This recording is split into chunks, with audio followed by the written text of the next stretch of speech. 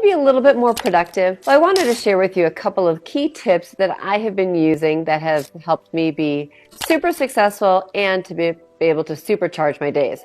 So, number one is I bookend my days. What does that mean? Is that I create a routine for my morning and the evening.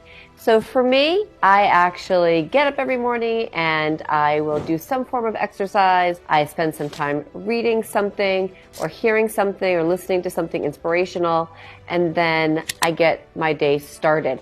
And I also made a great rule for myself, and you may have heard this, but I don't check email first thing. I get what I need to get done first. No email until my first big task is done, because that way I know that I've been productive.